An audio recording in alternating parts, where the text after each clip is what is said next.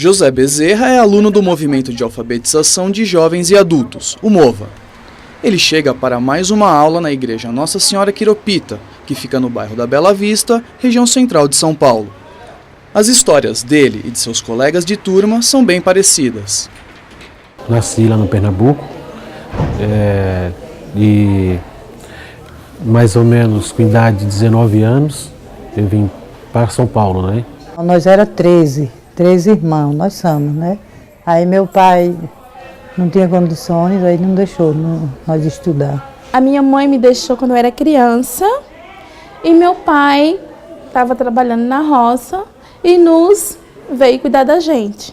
Aí levou para casa da avó da gente e lá a gente ficou com a avó. Só que tipo assim, ele lá não tinha condições de dar o estudo pra gente. Meu pai também não tinha estudo, a minha mãe também não tem estudo. Aí foi difícil para toda a minha família, apesar que meu pai teve 3 famílias, né? A primeira se separou com 2 filhos, a segunda com 4 filhos. A minha mãe separada também do marido, né? Então se tornou a família da minha mãe, a família do meu pai. Aí gerou a nossa família, que foi eu e mais 6 irmãos. Aí se tornou em torno de 18 irmãos. Ficar cuidando dos meus irmãos, né? Ficava mais com minha mãe. Gostava de ficar cuidando da minha mãe, que era muito filho, pequeno, minha mãe trabalhava, né? Não estudei, só trabalhei. Não tive criança, não brinquei com nenhuma criança e só trabalhei. Não tive estudo nenhum. Até meus 16 anos, vim embora de lá e continuei trabalhando a minha vida. Continuei dos meus 16 anos, trabalho até hoje. O IBGE considera analfabetas as pessoas com mais de 15 anos, que não conseguem ler e escrever um bilhete simples na língua que conhecem. 9,7% dos brasileiros são analfabetos, mais de 14 milhões de pessoas. 52% delas vivem na região Nordeste. Por que eu deixei a Bahia? Porque um primo meu, ele mora aqui há muitos anos. Aí ele perguntou: Vera, você é uma moça trabalhadeira, honesta, vai para São Paulo que você vai arrumar um emprego e você vai conseguir o que você quer. Tudo bem, pensei e vim. Pensei e vim. É bom estudar, a gente aprende, né? E agora qualquer coisa que a gente tem que fazer, tem que ter estudo. Se não tiver estudo, é um abraço. Em Itapecerica da Serra eu tentei por 3 meses, mas chegava muito atrasado. O horário é 7, chegava 8 horas. Às vezes o trânsito da cidade também não dava oportunidade de chegar durante a semana, alguns dias, e aí eu acabei desistindo. Já arrumei trabalho para fazer para encher ficha, sabe? Para começar a trabalhar. E eu já fui umas 3 vezes no trabalho e não fiquei porque eu não sei preencher a ficha. Você já pensou a minha filha com 10 anos de idade e ela me perguntar alguma coisa na lição dela e não poder responder para ela? Quando eles eram menor, chegava para mim: pai, eu estou com dificuldade nessa lição, assim. Falei: então espera a sua mãe chegar que ela te explica. As chances de uma pessoa não ser alfabetizada crescem entre a população mais pobre. Passa de 9,7%, que é a média nacional, para 16,4% entre as pessoas que vivem com até meio salário mínimo de renda familiar per capita. É importante a gente entender a realidade, a vida deles, as dificuldades, porque eles vêm cansados, né? Eles trabalham o dia inteiro, então a gente não pode chegar: não, você vai fazer, você tem que aprender, a gente não pode lidar com isso. A gente tem que, ver neles a limitação de cada um. Carmela é professora de uma das classes do MOVA, criada em 1989 por Paulo Freire, então secretário de Educação de São Paulo. Funciona por meio de convênios entre organizações da sociedade civil e a prefeitura. O Paulo Freire, ele tem essa metodologia da vivência das pessoas, né? E é onde que deu certo. Então, a gente não pode sair da realidade deles. Então, nós estamos em São Paulo, a nossa população aqui, eles são mais zeladores, faxineiras e empregadas domésticas, né? motoristas tem também. Então, a gente aproveita a realidade deles. Então, se em vez de a gente falar de casa, a gente fala de prédios, não é? A metodologia a que a professora se refere trabalha com temas geradores, que são ponto de partida para o desenvolvimento dos conteúdos tratados em aula. Você verá a mesma metodologia sendo aplicada na alfabetização de crianças, no programa Alfabetização e o método sociolinguístico. Agora vamos voltar à professora Carmela, para entender como ela põe em prática, com seus alunos adultos, as ideias de Paulo Freire. Quero dar a letra S, né? Um exemplo. Então eu posso começar com o sistema solar, né? Que tem bastante S. Então, quer dizer, há pouco tempo a gente trabalhou LH, então eu trabalhei, como eu gosto também bastante de biologia, então eu trabalhei o corpo humano. Ainda estou trabalhando, então, os órgãos dos sentidos, entendeu? Então, tem bastante L, LH. Então, a gente aproveita porque são o conhecimento que ele tem. Procurei. Eu peguei um.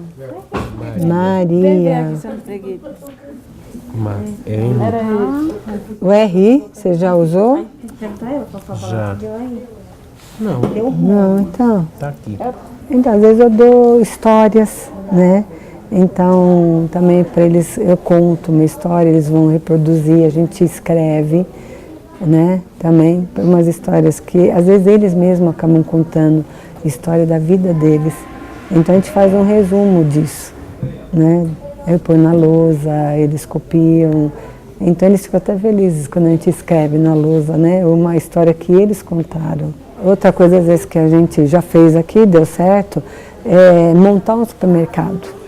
Então, a gente trabalha com embalagens, então eles vão ver, porque eles conhecem o produto, né, pela marca. Então, pela marca, eles já vão identificar a letra. Então, no fundo, eu acho que eles sabem até ler, só que falta essa codificação, né, de saber que um L é um L, que um P é um P, mas eles entendem, eles fazem compra, eles estão vivendo, né. Então, se eles estão vivendo e sabem fazer compra, vão no supermercado, vão no banco, eles têm essa vivência da escrita. Então, falta é realmente codificar, fazer e mostrar, e memorizar mesmo, né? Porque o que é a letra? É um código, né? Meu sonho é concluir o meu ensino médio e poder fazer um curso de eletricista para poder mexer com eletricidade. José trabalha como zelador de um prédio na região da Avenida Paulista. Quando eu comecei aqui, tinha uma vaga de auxiliar de limpeza e tinha uma vaga de porteiro, né? Então eu não pude pegar a vaga de porteiro, que seria melhor para mim, por causa que eu não tinha estudo, né? Então não sobrou muita alternativa, eu tive que ir para limpeza, né? Então fiquei na limpeza um bom tempo, depois fui conhecendo os moradores, pegando confiança das pessoas, né? E passei a ser porteiro, né? Depois passei a ser zelador, mas no decorrer do tempo, coisas que se eu tivesse um saber bem médio, vamos dizer assim, eu teria passado isso aí mais rápido, né? A gente trabalha com cândida, trabalha com criolina, a gente trabalha com, aí vem o sabão Omo, vem um sabão, né? Então, no começo, aquilo ali para mim tudo era uma coisa só. Quando foi promovido a porteiro, a troca de função trouxe para José mais obstáculos relacionados à dificuldade de leitura. A gente recebe 3 tipos de jornal, né? Aí tem a Folha e tem o Estadão, né? E às vezes o Jornal da Tarde. Então o que acontece? No começo eu tinha muita dificuldade. No começo vinha tudo junto. Quando eu estava na portaria de manhã, né? Eu tinha muita dificuldade. Eu tinha que distribuir para os moradores, né? Então às vezes eu me confundia a Folha de São Paulo com o Estadão.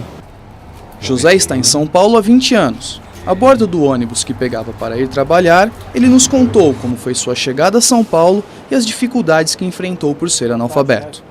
Fiquei durante uns 3 anos e meio, né? Eu fazia esse percurso, né? Fazia uns 3 anos e meio. Então todo dia tomava ele no terminal Santo Amaro, né? E sempre entre a Alameda Santa e a Paulista, é um ponto que eu descia, né? Porque eu trabalhava ali do lado. E para voltar de manhã, mesma coisa, né? Então, quando eu cheguei aqui, né, mais ou menos no horário, mais ou menos assim umas 8h30 da manhã, no rodoviário do Tietê, né? Então, desci do ônibus, né? Era uma época que ainda estava frio ainda, dava a impressão que a gente via as coisas ao contrário, né? Cidade grande, né? Então, fiquei lá esperando até meu tio chegar. Então, ali já comecei a perceber a dificuldade, né? Uma cidade pequena para uma cidade grande. Você chega num lugar que você não conhece nada, você não consegue, você não sabe ler, então é muito difícil essa parte. Você olha pro lado, não, eu quero ir em tal rua, mas por onde que eu tenho que ir? Então, essa parte aí é muito complicada.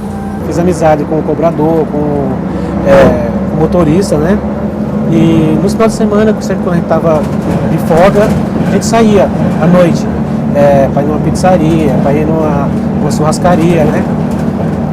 E uma desses finais de semana foi na onde um dia morava no aniversário de um colega nosso e um cobrador que era amigo meu, aí ele falou, hoje eu vou levar a minha irmã, né? Esse é o da história. Esse aqui da frente? Esse que vem aí, ó, 5111.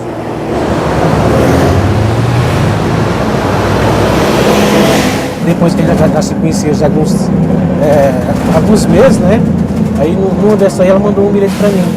Aí eu cheguei para ela e falei, não te respondi, né? Através do bilhete também, por causa que dificuldade, não saber ler e escrever, tal, né? Aí ela falou, tá, então tudo bem, então por isso que você não me respondeu, né? Então a partir daí a gente se comunicava mesmo pessoalmente, não através de carta, né? Acabei conhecendo através do meu amigo, que hoje é meu cunhado, conheci a minha esposa e estamos casados há 18 anos. Hoje eu já conseguindo ler o básico, como eu chamo mais popular, o básico, né? Então para mim a diferença é muito grande. Então para mim é como eu olhasse hoje as coisas e eu enxergasse as coisas claras.